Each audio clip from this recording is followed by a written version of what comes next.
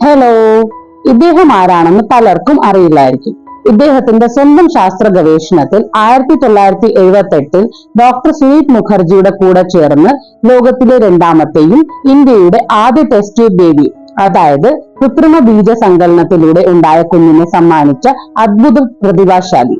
എന്നാൽ വെസ്റ്റ് ബംഗാളിലെ അന്നത്തെ ഇടതുപക്ഷ ജനാധിപത്യത്തിന്റെ മോശമായ പ്രതികരണത്തിൽ സ്വന്തം ജീവൻ ഒടുക്കിയ മനുഷ്യൻ ഇദ്ദേഹമാണ് പ്രൊഫസർ സുഭാഷ് മുഖോപാധ്യായ്.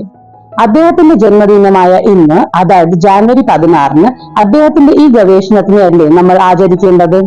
അദ്ദേഹം അന്ന് സൃഷ്ടിച്ച ടെസ്റ്റ് ട്യൂബ് ബേബി 3 ഒക്ടോബർ 1978 ജനിച്ചത്. അവരുടെ പേര് ദുർഗ, ഒഫീഷ്യലി കനുപ്രിയ അഗർവാൾ എന്നാണ്. ഇന്ന് ഇന്ത്യയിൽ ഒരു വർഷം 2.5 ലക്ഷത്തിനുമധികം in vitro fertilisation IVF treatments, അതായത് കൃത്രിമ ബീജ സങ്കലനം നടക്കുന്നുണ്ട്. ഇതാണ് ഇന്നത്തെ കുട്ടിക്കാര്യം. നാളെ കാണാം. Bye bye.